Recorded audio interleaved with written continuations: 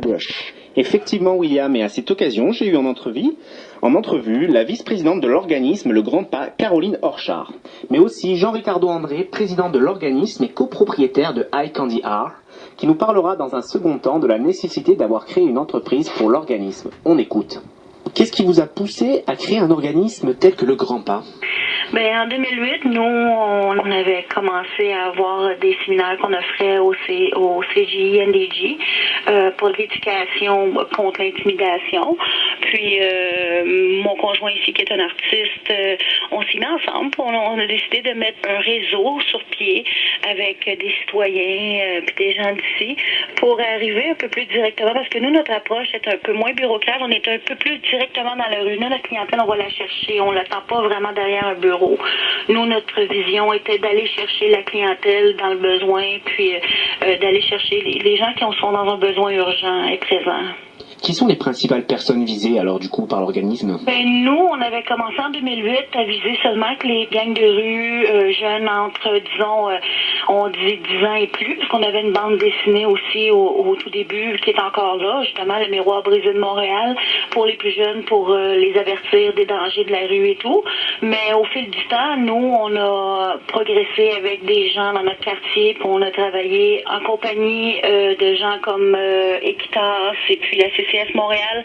On a revu aussi dernièrement une nouvelle clientèle qu'on a, c'est de l'extrême pauvreté, des sans-abri qui commencent à arriver, puis la réinsertion sociale.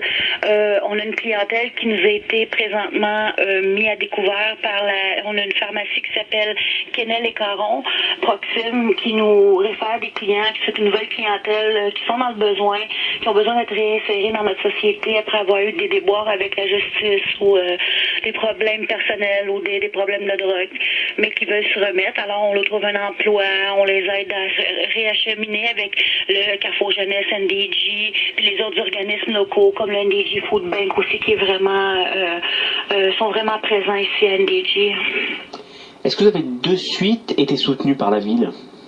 Financièrement, on n'a jamais reçu de subvention, mais on a des gens comme M. Peter McQueen, Isabelle Morin.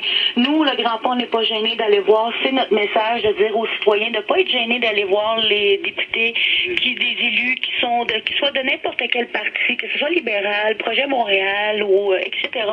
Nous, on était voir tout le monde. Les gens, quand tu frappes à leur porte, oui, c'est sûr que tu peux avoir certains refus, mais nos élus sont pas inapprochables. Puis nous, on dit aux gens, ne vous gênez pas.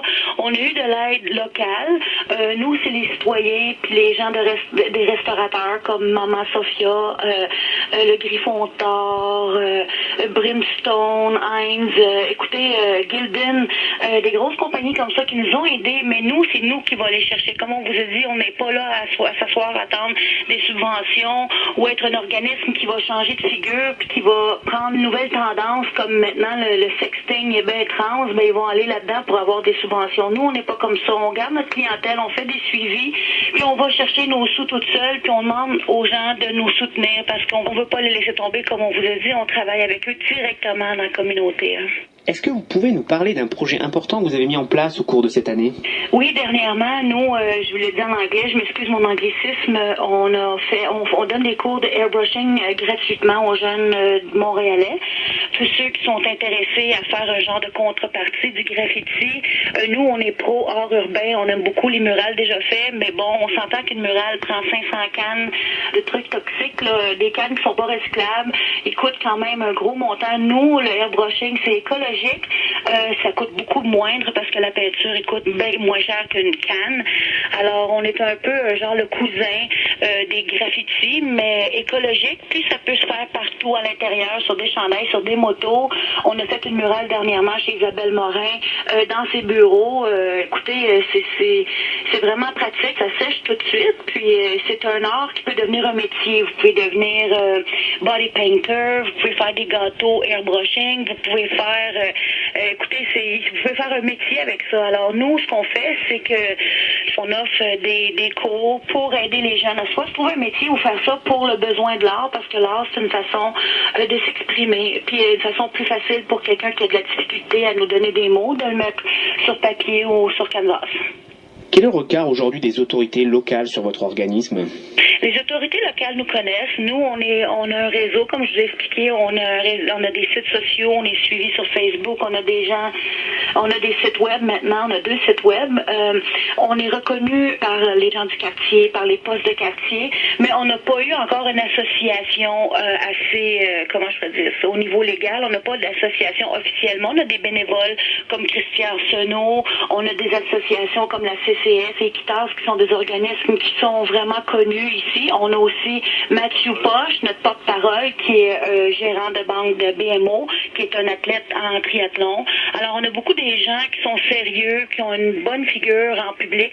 Puis, on s'attend bientôt à peut-être approcher des gens au niveau de la police. Peut-être que le Grand Pas pourrait se faire reconnaître comme une entité communautaire, comme Tandem, par exemple, ou Prévention NDG.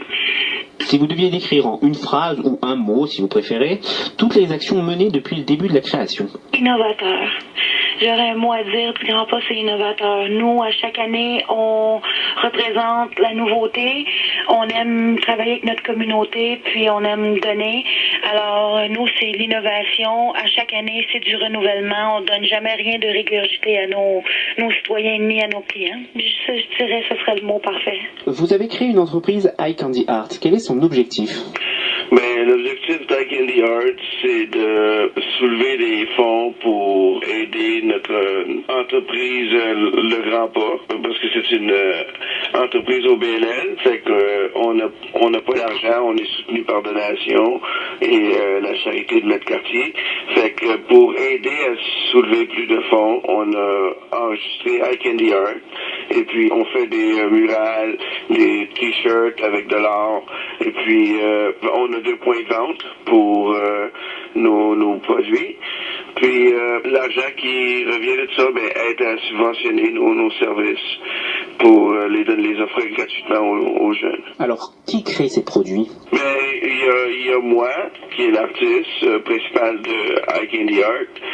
Il y a aussi Caroline, qui est un apprenti, mais elle fait aussi les décorations, parce qu'on ajoute comme des pierres, des brillants, on dit du bling-bling. Les jeunes du quartier aussi, pendant qu'on les donne des leçons, ils font des produits comme, ils ont fait leur propre chandail pour le CGI, le Carrefour Jeunesse NDG. Quand on a des gros contrats, on peut aussi les amener comme contracteurs avec nous, puis ils prennent l'expérience et ils apprennent comment on fait les produits en question, comme la murale de chez Isabelle Morin.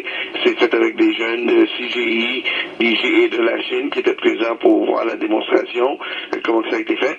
Puis il y en a aussi qui ont été impliqués à la montée. Alors c'est pas mal tout le monde qui font les produits. Quels sont vos clients?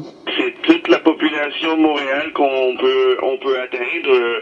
On a nos points de vente qui sont principalement sur la rue Sherbrooke. On a le magasin Boutique Rock qui est 5522 Sherbrooke West.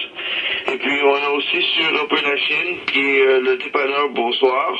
C'est au coin de Melrose et Open la Chine. On en a du monde qui peuvent commander en ligne, les commandes sont reçues par Internet, par téléphone, ça dépend des clients en question. Il y en a qui vont direct au mail.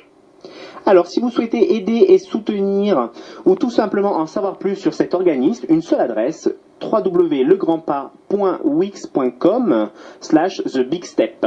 Avant de poursuivre cette émission,